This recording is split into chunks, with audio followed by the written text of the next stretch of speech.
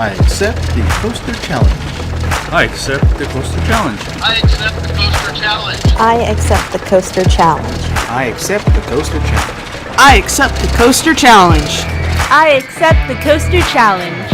I accept the coaster challenge. I accept the coaster challenge. Do you accept the coaster challenge? What is the coaster challenge?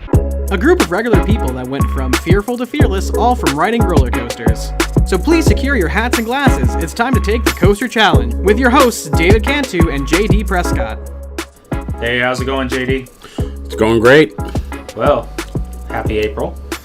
Yay, spring. Yes, really looking forward. It's going to be a pretty busy spring this year, which is a lot better than last year, I would say. Yes, last spring, what was it? Nothing. We did absolutely nothing. We were in a total lockdown last April, so looks like a big difference from last year, right? I mean, now everybody's out and about. Everyone's getting those stimulus checks and getting ready to start planning out their summer vacations, I hear on the news. And they're getting vaccinated. Yeah. Have you gotten your vaccine? No, I have to call and make an appointment for that. I haven't even got even a call from my doctor on that, but I believe I'm not eligible until May next month. Really? Yeah, I mean, so I wonder how come we're relatively the same age. we have the same medical provider too. Exactly. It's interesting. I gotta look into that. I want to know why you were eligible for the vaccine and I wasn't. But anyway, guys, well, welcome to another episode of Coaster Challenge. I'm David Cantu. This is JD Prescott. And boy, do we got a really, really awesome episode for you guys today. We got a very VIP in the house. Oh, so there's a special guest. Oh yes, we've got the one and only Clint Novak here today. Ooh. And Clint is a big icon in the roller coaster community. He's also a podcast host of the Aces podcast, Ride With Us, and it's a real honor to have him on the show today. Yes, it is. But Ivah and I got a good chance to talk to Clint, and you'll get to hear that in a little bit. But first, let's see what's happening in the news. Disneyland Resort's on track to open at 25% capacity. Orange County has moved to the orange tier and is now allowing the theme parks in that county to go at 25%. Disneyland is scheduled to open along with Disney's California Adventure on April 30th. Knott's Berry Farm has announced a May reopening, but not sure yet on the exact date, so make sure to check their website for updates on that. Magic Mountain will remain at 15% capacity as LA County is in the red tier still. Universal Studios Hollywood has not yet announced its reopening date. Both Universal and Magic Mountain both are in LA County and needs to be in the orange tier to reopen at 25% capacity. Legoland has announced they will reopen on April 15th, while SeaWorld has not announced a reopen date of the entire park, but stay tuned and make sure to keep an eye on SeaWorld's website for reopening details soon. And that is what is in the news this week. All right, so, well, JD, like I said earlier in the episode, we got a very special guest on today. Can't wait to hear it. Yes, and Ivah is standing by, and she is going to be interviewing the one, the only Clint Novak. So take it away, Ivah. Thank you, David and JT, and welcome. This is Ivah from Ohio, and I am here with Clint Novak, who is the owner of Funland at Fredericksburg, and also him and his wife are the new starting YouTube channel of Happily Ever Novak. So welcome, Clint. Thank you for being here. No, wait a minute. Hold on. Can people actually see me right now? No. I know we're doing video. Okay, because that's great. Just, because I just for the people who can't see, I work a lot out in the sun.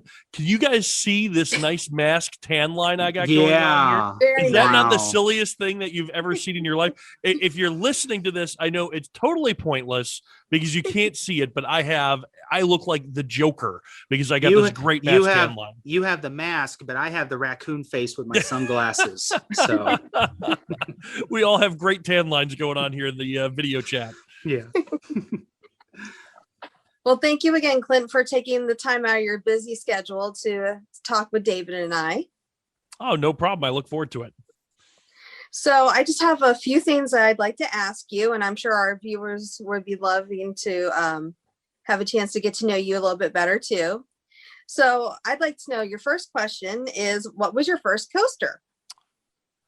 Well, I don't really remember what my first coaster is, but I remember my first coaster experience was High Roller at Valley Fair. So I consider that my first coaster because I don't believe anyone was silly enough to slap me on a coaster before then. But yeah, I was about somewhere in the 5 to 7 range, and I remember my mom, who I didn't live with at the time. I lived with my grandparents. I grew up with them. But my mom would schedule outings with me. And so I would get a chance to go out and spend the weekend with her, and we'd do fun things. And she said, we're going to Valley Fair in like 4 days. And the 4 days of suspense was just killing me because I was like, I can't wait to go to Valley Fair. And then when we went, the first coaster we went on was the High Roller. And I remember going on it and absolutely loving it and having a great time. So High Roller Valley Fair would be, I guess, my first real coaster experience. Wow. That's not there anymore, is it? No, I think it is there. It's the classic wooden out and back coaster that's there. So, yep, it's still there. Okay. I've never been to Valley Fair. I need to get there sometime. It is, well, okay. Yeah, obviously, most people know this, but it is the namesake of Cedar Fair. Cedar Point purchased Valley Fair. It was the first park they purchased, and that's where they got their name, Cedar Fair. And it's really a cute park. It's small. And it gets a little bit of more love than Michigan's Adventure, but less love than King's Dominion and Dorney and those kind of parks. But a really cute little park, very clean. They have unique food options that you're not going to find at a lot of other parks because it's the Midwest. So you got things like mini donuts, which are not a big staple anywhere in the amusement industry other than the Midwest. You also have the cheese on a stick, so it's like a corn dog, except they're just taking fried cheese on a stick, and so it's ooey gooey, like you bite into it and it just oozes everywhere. But yeah, they have some fun staples up there, so it's really, really cute. And of course you can hit Mall of America too while you're there. Well, yeah, you're making me hungry just think of all those cheese on a stick of mini donuts there. The first time I ventured out of the Midwest to go to an amusement park was Cedar Point. And we went to Cedar Point, and we went for 3 or 4 days the year Millennium Force opened. And we asked the employees, where do you get mini donuts? And they're like, mini donuts? I'm like, yeah, the mini, the cinnamon sugar. They're like, well, I think we have it in the vending machine. And I was like, no. This is, you make them. It's hot, fresh, right out of the oil. And they're like, no, we don't have that. And then we were walking by a stand, and we're like, elephant ears. What are elephant ears? So I guess there's staples. I don't see elephant ears anywhere else, but when you go to Cedar Point, there's elephant ears. So it's really weird. Those food items that just kind of pop up. Kennywood has the pierogies and the patch fries that you don't get anywhere else. And so it just everywhere has their unique food options. Yeah, they do. All right, so my next question for you is, what is the one coaster that scared you the most? Well, I don't get scared very easily when it comes to, if I start on the ground, I'm not scared.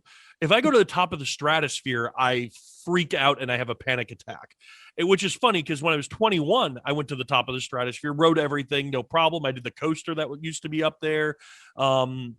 I did everything that was up there on the tower except for the 2 newest rides. I did the Big Shot, the roller coaster.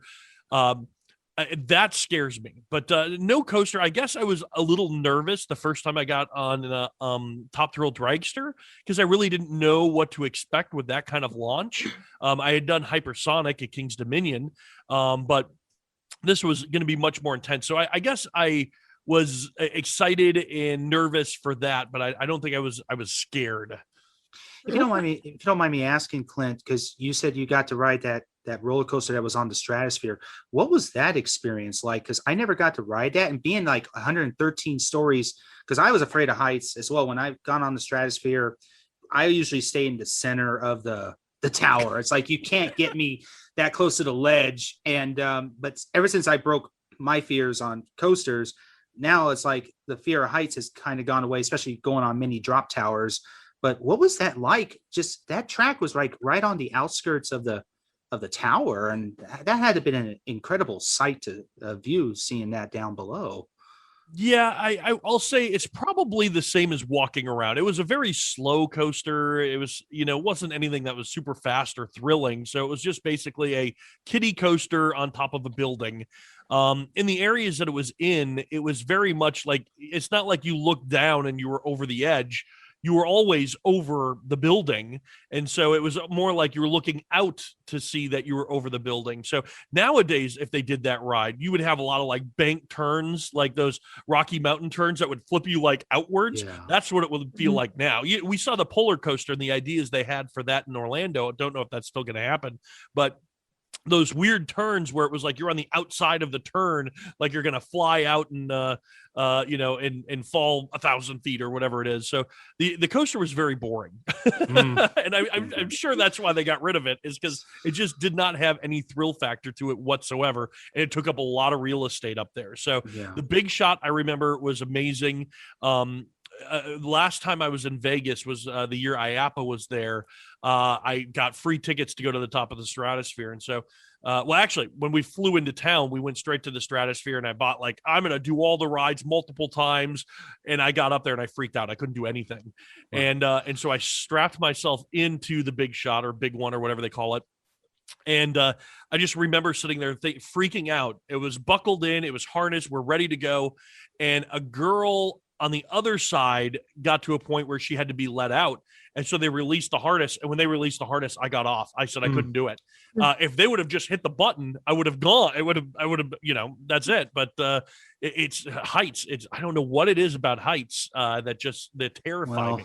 There is one challenge, personal challenge I'm going to be doing, and I'm going to be turning 40 in May. And I think that's your personal challenge, is turning 40. No. Oh yeah, I guess that's a destiny that we all are going to be facing. But no, the biggest challenge, I guess, to kick off my 40th birthday is I'm probably going to be doing something that my family and friends would never thought I would do, and that would be at the Stratosphere. I'm thinking of doing the sky jump at the Stratosphere. I'm nervous about it, but it's like, I think that's like the ultimate height fear right there, is making that 113-story jump down to the bottom of the Stratosphere. So I'm trying to build myself up the courage to do it. If they could strap me in at the bottom and load me in and then pull me up and then drop me, I would be fine. I could do it. I wouldn't be fine. I would freak out the whole time, but I would do it. But the fact that you have to get strapped in and then step over the edge, I wouldn't do it. I couldn't do it. I can't physically do it. My body won't let me. Like, I'll just freeze up. And it won't let me do it. So, but man, that I wish I could do. I mean, I've skydived. I went skydiving twice. I don't know why I could do that, and I wouldn't be able. I can't ride the stuff on top of the Stratosphere because I freak out. So So go ahead, Ivah. Okay, so you talked about being really nervous when you were getting ready to ride Top Thrill Dragster. Were you pressured into riding like with friends, or was that something like you were just at Cedar Point and you're like, hey, I want to ride this because it's one of a kind? Because I don't know if you were there when before Kingda Ka had opened or not, or if you had rode Kingda Ka. So I just want to know, what was your reaction to getting ready to ride it? So it was the first year it was open, and if you remember, they had a lot of issues that first year, so it was down more than it was up. So there was a lot of issues with it. And at the time, I was part of the coaster crew, very early stages of the coaster crew. It's before it is what it is now. But there was a small group of us that were staying, 3 or 4 days up there doing some other parks.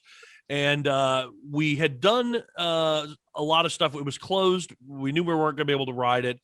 And then one day we walked in and they had it staffed. Which that means, okay, even though the staff is saying it's not opening today, if they have a full crew, they know the potential is there. Otherwise, they just send them home or send them to other rides. So 9 o'clock in the morning or 10 o'clock in the morning, we got in line at that point for it, which the employees just kept telling us, no, go home, go away. It's not opening. So we got there. I think it was like 9:30 because there was like early entry or something like that. I know it was pretty early. And we sat there all day. We bought Cedar Pointopoly. We played that sitting there in the midway. About 6 o'clock, they started doing test runs. And then that caused like a mad panic all over the park to get in line. And then people started butting in front of people that were already there for 7-8 hours. And then that created a security issue. And there was all of a sudden security everywhere. And then they just said, you know what? We're not doing it. So 12 hours we were in line that day before they said we can't safely open this up because of the amount of issues it's creating in the park. And so the next morning we got to the park and ran straight to the ride.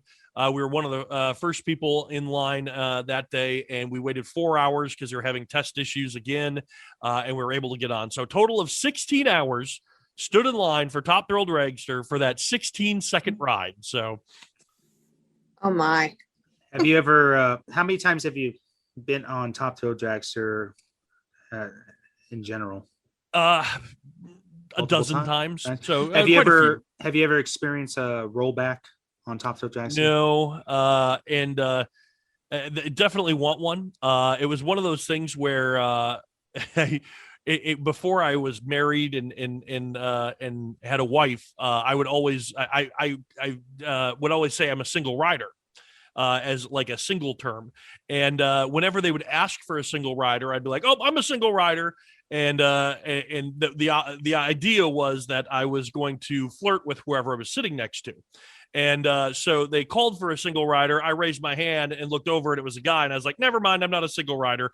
And they sent that train out, and it rolled back. And I was like, "This was the heavens telling me that that I was being a bad person for doing that." So, but yes, I missed my rollback because I did not fulfill my single rider obligation. That happened to me back in 2019. I try to go to Cedar Point every year because I'm in the West Coast, and the train in front of me got the rollback, and I was like, darn.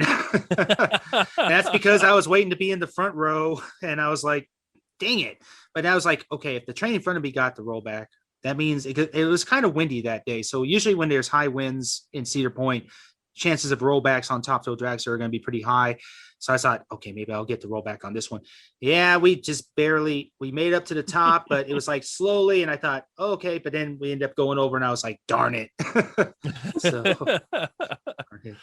I can honestly say I've been riding Top Thrill since the year it opened. I have not gotten a rollback, and I really want one. I really do. I want to experience it.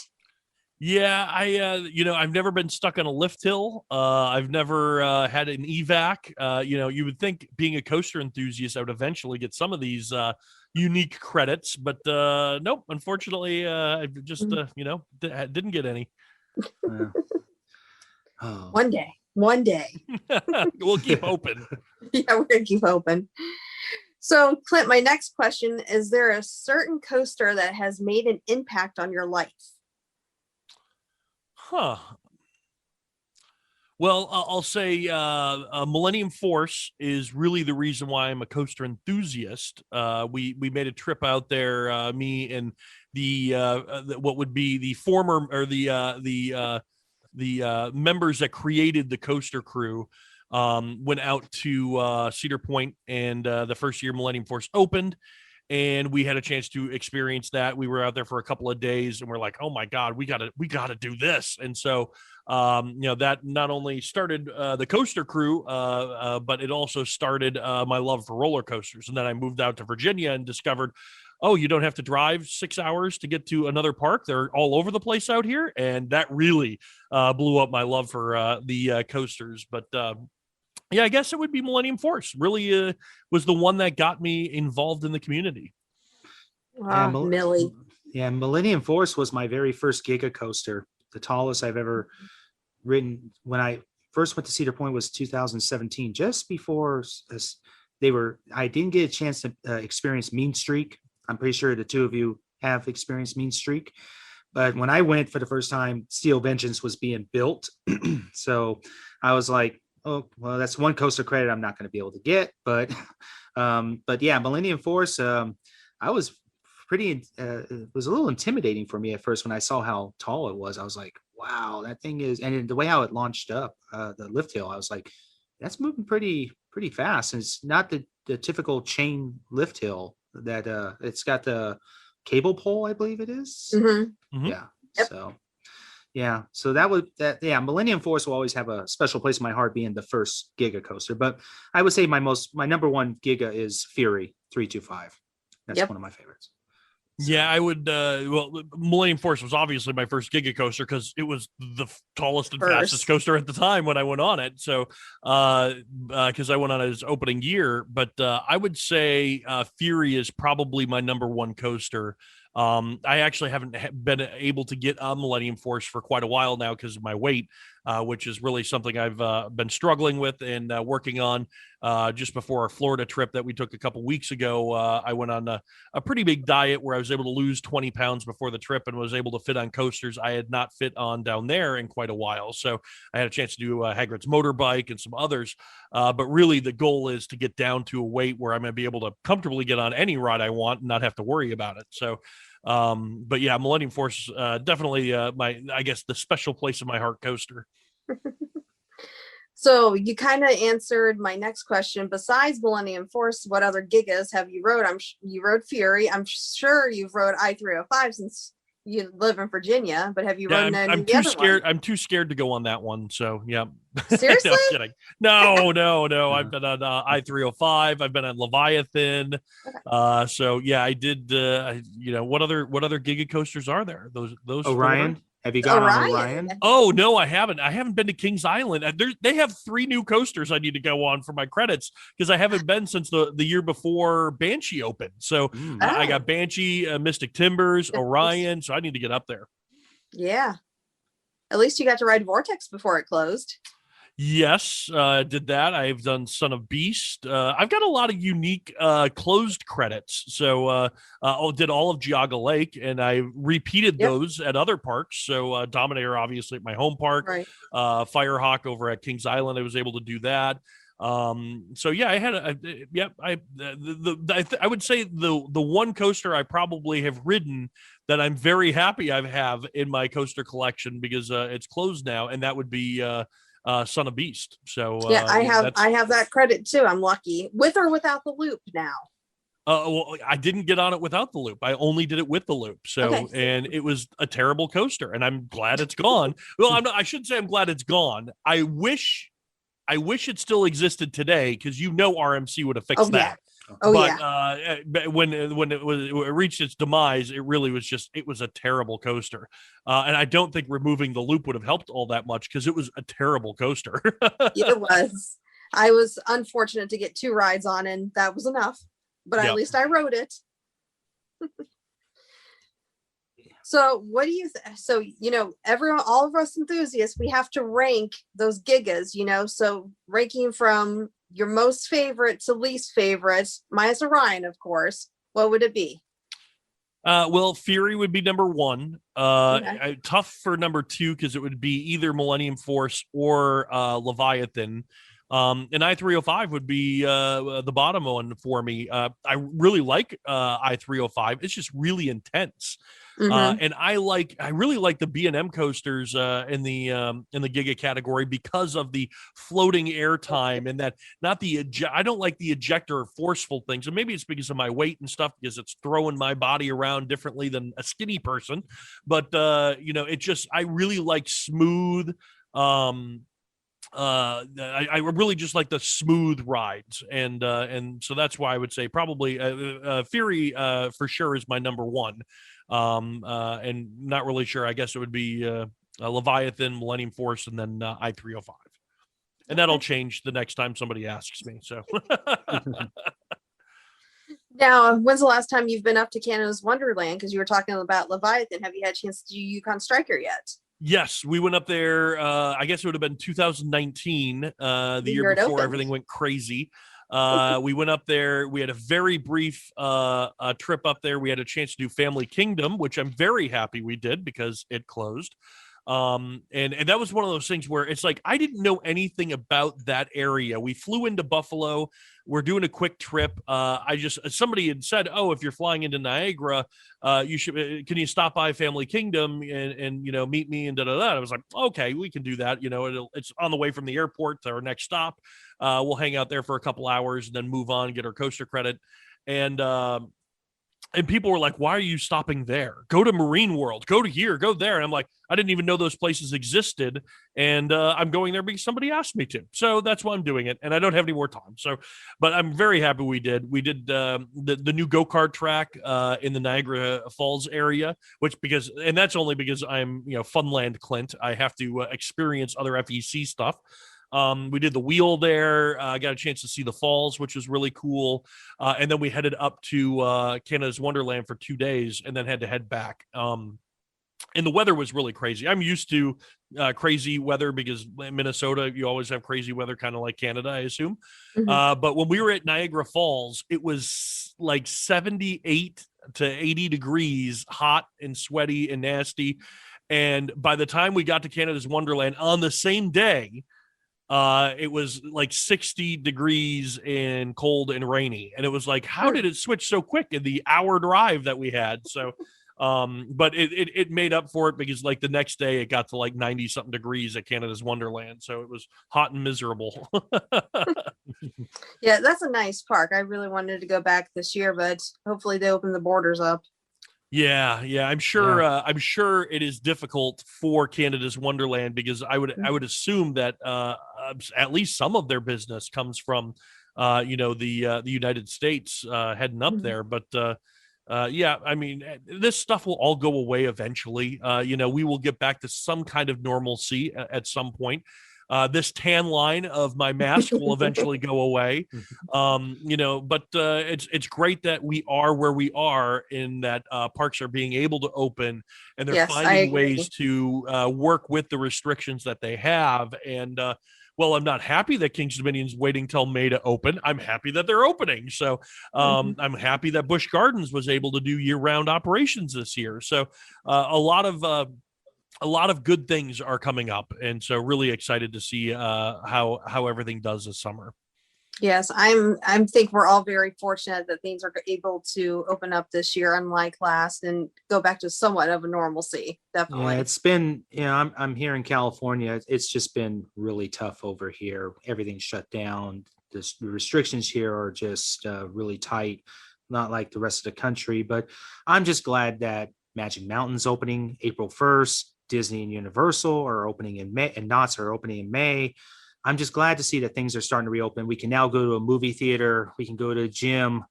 It's like we haven't had that all year. And it's been tough on me because really in the West Coast, it's California's main theme parks here. I mean, the next coaster, if you want to go outside, would be in Nevada and Las Vegas over at the New York state line. They closed El Dorado over at Buffalo Bills. So that's no longer running. So like I have that credit. Yeah, that one. But it's just trying to travel. Like if I want to go travel to an outside theme park, I would have to go as far as Utah, Denver, Texas. Seems to be the closest theme parks, and it's a far travel. Where you guys on the East Coast and the Midwest, you guys got driving distance from one park to another. So it's easy on that side of the country, but difficult in the West. So yeah, Clint, you're only 7 hours away from me. Just hop in the car. Where are you at? I'm in Ohio. Okay. Well, yeah, it's 7 hours almost exactly to the minute if I leave from Funland here to get to Cedar Point's parking lot. And that's with one 15-minute stop. Very strict. 15-minute, one stop in Breezewood. Well, now that I have a Tesla, that's much different. Now I have to stop every 2 hours to get to charge. But it used to be when I was very hardcore about my traveling, it was one stop. Now I don't. If it's more than 7 hours, I won't even drive it anymore. I'll fly. It's just fly. Yeah. I. It's not that I don't like the drive. It's just I would just rather fly and get it over with. So. Mm-hmm. Well, since you've been riding coasters for a while, I got to ask, what's your coaster count? Oh, well, that's a good question. The other day I was laying in bed and I was on Log Ride trying to put all of my stuff in there because it's hard to keep track with all these different apps and I don't have like a Excel sheet or anything. So I know it's over 300. It's approaching 400. It could be over 400 because I'm sure there's things that I'm missing that I've been on. But yeah, and it's really hard to remember, like when I was a kid, which ones I was on and those kind of things. So some of it's a little bit of a guesswork. And then it also, I mean, there's a lot of asterisks with that because it's like, oh, well, does Dominator count as 2 roller coasters for me? Because I have ridden it at Geauga Lake and King's Dominion. Does Rougarou count as 2 coasters? Because I did it as Manta and Rougarou. So it's like what entails. Oh, okay. And my other thing is Fireball or any of the Larson Loopers roller coasters, because I actually consider them roller coasters because they have wheels. It's a track. Yes, it's powered, but so is Dollywood's Fire in the Hole ride. That's mainly powered. They argue that, oh, well, there's a gravity hill. And I'm like, well, when you're on a Larson Looper, at some point, gravity is doing work, and then it goes back into the motor. So yeah, that's true. If a Larson Looper is not a credit, then the new Skyline coaster is not a credit either, because it uses the same exact kind of drive system to drive that coaster, even though it's in a different shape. So there's a lot of ways we could argue about this. I'm sure people are screaming at their radio in their car right now saying, Clint, no, you can't do that. Larson Loopers are not roller coasters. That's say in the comments below. Larson Loopers, coasters or not. Feel free to yell at Clint. That is true, because I've had some debates with other coaster enthusiasts about the loopers, and I was like, well, it goes around. When it gets to the top, yeah, you're right, Clint. It does. Gravity does have to take control of that in order to make it spin round and round. So the reason why it doesn't go upside down immediately. It just doesn't turn on and go upside down. The reason why it has to rock is it has to use gravity in order to build up the momentum to get over the edge. That's exactly the way it works. And again, I would use they argue, oh well, because there's so many of them. Well, there's 60 something SBF spin coasters in the United States right now. I mean, then they can't count that because they're too easy to manufacture. I don't know. So I've had the argument several times, and everybody is obviously going to count coaster credits the way they want. I just use, I put them in Log Ride. If Log Ride counts it as a coaster, it does. If it doesn't, then it doesn't. But it's just interesting to hear people's different theories as to why or why not it's a coaster. So. Well, out of all your over 400 or 500 plus coasters, what's your least favorite then? You told us your favorite. What's your least favorite? Oh, my God. Okay, so years and years ago, actually, probably 5-6 years ago, I was in Florida, and I went to Fun Spot Kissimmee, and I went to Old Town, and they had this god-awful coaster. It was in Old Town. It was like at the end of the strip. I rode it, and I said, that is the worst coaster I've ever been on. I'm never doing it again. And then my friend Eric at Adventure Park bought it, moved it, and then I said, I have to ride it one more time to get the credit, but I'm never riding it again. So it is now I think they call it the Pony Express or Wild Express at Adventure Park USA in Frederick, Maryland. So that is my least favorite coaster. I'm good friends with the owner and CEO of the park, Eric. I tell him that every time. I'm like, you have the best and worst coaster in Maryland, because he has the Wildcat from Busch Gardens Williamsburg, which is very similar to the Wildcat at Cedar Point, which I loved. I grew up with one at Valley Fair. And so he has that at his park. And I believe I like that better than all the coasters at Six Flags America. I would rather ride that over and over again than some of those. So I enjoy that. But he also has my worst coaster, and that's that Wild Express or whatever the name of it is. So, yep, very much dislike it. Wow. All right. So out of all the Virginia parks, you're going to get some haters on this one. Which one's your favorite? King's Dominion is because it's my home. I'm sorry, Funland of Fredericksburg. Everybody come enjoy. That's the best park. Good answer. But other than that, I would say King's Dominion really is my home park. I spend a lot of time there. I'm not scared to go to amusement parks by myself. So I often will, if my wife is busy or not free, I will just go there and walk around and enjoy the park. If I am not at Funland and King's Dominion's open, I'm at King's Dominion. That's just the way it is. And I just really, really enjoy the park. I like the people there. There's obviously better rides and attractions, and there's a better group of coasters at other parks. But that's the one I'm going to go to, every time, all the time. So the Sherry ride too. Oh yeah. That's the way we met, is through our love of roller coasters. So it was. Come on, gotta tell it. Gotta tell the story. This is the stupidest story ever. We met in like 2006, somewhere in that time frame. We were at King's Dominion for an event thrown by Thrill Nerds. They're not even a thing anymore, but they were doing a thing. I just happened to be there. She remembers meeting me. I don't remember meeting her. She just remembered that there was a guy who was very bossy wearing a propeller beanie. Because I guess what happens is you have a big group of people. Let's say you have 10 people, and you're trying to make decisions on what to ride, and nobody can come up with a clear plan. And so I often take over and be like, okay, we're going to do this and we're going to do that. And so wants to do this. We're going to make sure we do that. And so I guess that's the way I came off as bossy. And we kind of knew each other. We had mutual friends that we knew, and we talked to frequently. And then it just happened like 7 years later, after meeting for the first time there. I had saw that I was scrolling through Facebook, and she was at a Nationals game, a baseball game, and never chatting with her before, or never thinking I've ever chatted with her before, just said, "Why wasn't I invited?" Like, just as a funny joke. And that started a conversation that eventually led to us getting married. Aww. So yeah, coasters and baseball brought you together. Yep. And so we took that to the next level. In 2019, we went to the opener for the Nats, and then we went to a game in the middle, and then we ended up going to a one of the what am I trying to think of? One of the I'm having a brain fart. One of the games, it's after regular season, postseason game. No, postseason. No. What am I trying to think of? It's spring after training? the main. What's that? Spring training? No. After the season's over, they are now into their not tournament. It is semifinals. World Series. World Series would be the final of it. We went to a World Series game too, but for some reason I can't think of the name of the game that we went to. That would have been before the World Series, but it was division series. I think it's a division. There you go, Division something series. like that. We went to one of those games, then we went to a World Series. I'm a baseball fan, and I'm embarrassed right now because I don't know the name of the freaking game we went to, but yeah, that, and then we went to a World Series game, and they didn't win any of them.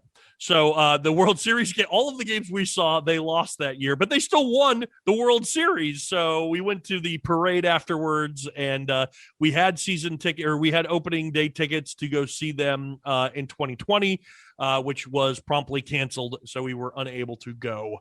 But we have 15. We have Fredericksburg Nationals start their inaugural season this year. We got a 15 package deal to go see them, and opening day tickets as well. So we're really excited for baseball to come back this year. Same here. I after this pandemic this past year, it's made me realize, you know what, there's a lot of things I still want to do more. And as much as I love going to the parks and doing coasters, but baseball is one of my biggest passions, and I need to spend some more time at Dodger Stadium. So I would love to get season tickets to Dodger Stadium, so. Yeah, I'm going to say go Tribe. Yeah, go Indians. We didn't have any arguments. We didn't have any arguments where we're talking about Larson Loopers being coasters, but now all of a sudden baseball comes out. We're going to start fighting. So yeah, I'm going to be honest. I know the Indians are not going to be very good this year because they traded a lot of their good players. So I'm just going to leave it at that. So, Clint, I'd like to ask you, what advice would you like to give our listeners? Basically, like part of the mission with Coaster Challenges, this podcast is on a mission. We're trying to help people be able to live better lives by helping them break in their fears, their anxieties, their depressions. And believe me, this past year, you really have seen, like, a lot of people in this country have suffered. Depression skyrocketed through the roof, stress. Fear has just been crazy, like I've ever seen in my life. And there's a lot of people out there that are trying to find ways, like my story, how I broke roller coasters really changed my life. I was my fear with my Tourette syndrome that I was diagnosed back when I was 9. It really impacted my life, preventing me to be able to do the fun things that I'm doing now, like we all do. But what advice could you give to our listeners? Because it's not just coaster enthusiasts that are listening to this podcast. There's a lot of people out there in the general public that are looking for some advice, some guidance on how to break their fears, and any advice that you can give out to those out there that are just looking to make a change for the better. Wow. That is a lot. It is. So it's a lot. I would say, okay. One, push your fears. That's what I mean. I am scared of heights, and I don't know if you guys seen some of the recent videos on Happily Ever Novak, but that I push that fear. I do the rides that scare me. I'm not going to be jumping off of a stratosphere because my body physically won't let me, but I will do things that I can do, and I push that, and I am scared to death of it, but I love doing it in the end, and that's why I end up doing it. And really, this community, the coaster community, is really amazing. And there's really, really good people in this community. And that's why I would say the biggest thing you can do is reach out to people. I know a lot of times, social media is really difficult to navigate because of the fact that, you see people at their best, and a lot of times you don't see them at their worst because that's not what they want to post about. You see people on vacation, but you don't see them when they're having a bad day. And so just reach out to people, talk to people, have conversations, and don't wait until you feel like you can't, when you're in a good mood, reach out to somebody and talk to them and chat with them about whatever it is. It could be about one of their most recent posts and about these questions that we're talking and asking each other right now. Could be questions you could reach out and talk to people. And that's where really it becomes fun for me. It's not really the coasters and stuff. I said earlier, it doesn't scare me to go to an amusement park by myself. And the reason why it doesn't is because I end up talking to everybody. Like when I'm standing in line, I'm talking to people. People come up to me and they're like, "Hey, you're Clint Novak," and I talk to people. I'll talk to everybody. And I know not a lot of people have that comfort level, but that's why social media is really good. Is because it allows you to maybe push that comfort level just a little bit without getting, having to go up and shake people's hands and meet them, strangers on the midway. But you can do that online and really engage and network and find friends that have similar tastes and go do things that you guys can do together. We meet each other all the time at parks all over the U.S. And that's a great thing. And I would just say yes, communicate, talk, network, push those fears. Well said. Yes, very well said. Very well said. All right. Well, Clint, I really want to thank you so much. It's a great honor to have you help us kick off our first month on our launching our podcast. And so for all the listeners out there that are not coaster enthusiasts that would love to hear more or see more of your videos and stuff, where can they find you, Clint? Everywhere. just Google Clint Novak and you will get I'm the only Clint Novak that I know of, and so Google is really good to me. I have my email address is clintnovak@gmail.com because nobody else is Clint Novak. If you Google Clint Novak, you will get a bunch of pictures of me and a wrestler for like 1 month named Clint Novak. He was like whatever it is, WWE or whatever. Nope, he's gone. I'm the only one left. And so you can go to Happily Ever Novak where we do videos. I'm still a part of In the Loop, which is a podcast and YouTube channel where we do coasters and stuff. The Happily Ever Novak is kind of a split from that in the sense that, yes, we still do coasters and go to parks, but we're also doing a lot of other things that have nothing to do with amusement parks. And so that's kind of for a wider base and appeal. And then, of course, American Coaster Enthusiasts, I'm part of the Ride With Us podcast with Chris Roberry, where each month we get together and talk about very nerdy coaster stuff. So if you're a hardcore coaster guy or girl, that's what you want to listen to as well. So, like I said, all over the place. Yeah. And, of course, at Funland. Oh yes, yeah. If you don't see me in an amusement park, it's because I'm at Funland. I'm at Funland right now doing this podcast. I live at this park all the time, and it's my own little planet coaster or roller coaster tycoon. Except for the fact I don't get to build coasters every day, but I'm bringing in unique rides and attractions and having a lot of fun here. But yep, it's my own little amusement park. Nice. I will have to say, Clint, I was telling my husband I was interviewing today. He's like, "Oh, you mean the guy that wears the little beanie with the propeller on top?" I said, "Yep, that's Clint." Yep, that's me. Everybody, that's my Clint. trademark. That started at Cedar Point so many years ago. It actually started as a Joker hat with bells on it, which I'm so glad that did not stick because it was so annoying. The bells are always ringing and hitting me in the face, and I was like, okay. Switched it out for that propeller beanie, and I'm happy because that really is a trademark of my personality, and also it means that anyone who needs to find me, they're going to find me because they're like, oh, it's the 6-foot guy with the propeller beanie on. That's where we got to go. All right. Well, I'd like to say thank you so much, Clint, and it's Yes, a great thank you. great honor to have you on here, and I hope that you and I will get a chance to meet in person and go ride a coaster together in the future. So, and definitely looking forward to it. Yes. And yes, and if you, and also me being an ACE member, definitely Ride This One podcast. Definitely got to check out Clint's podcast, and it's a great. And so, especially those who don't know about ACE, the American Coaster Enthusiasts, if you're looking to be an enthusiast, you definitely become a member. It's definitely a great organization. So Yeah, and they have a lot of great events coming up too this year. Yeah, we're back in person. I'm excited. So yeah, it looks like CoasterCon's still on.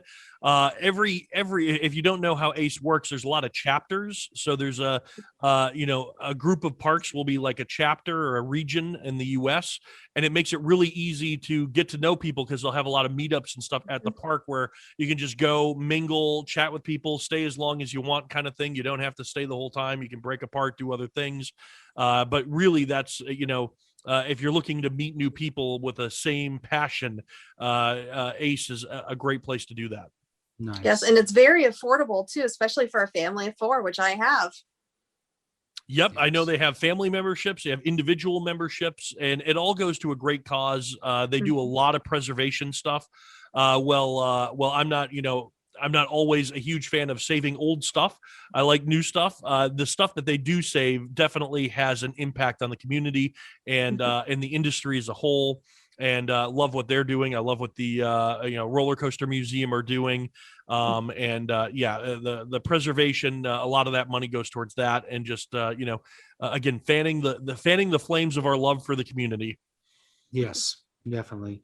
All right. Well, thank you so much, Clint, and feel free to, we would love to have you come on again in the future. Definitely talk about other subjects as well. And yep, Ivah. And so thank you so much. And we'll see you guys next time. Wow, that was a fantastic interview. Thank you, Ivah. Yes, it was a fantastic interview. And, Clint is extremely right. It's all about being kind, being friends, and, he really did taught a good lesson, and also just having fun. I think that's one of the biggest medicines of helping people that are going through depression and anxiety is got to have fun in life. If you're not having fun, the depressions and stuff really sinks in really deep. It does, and it's a terrible thing to live with. Yeah.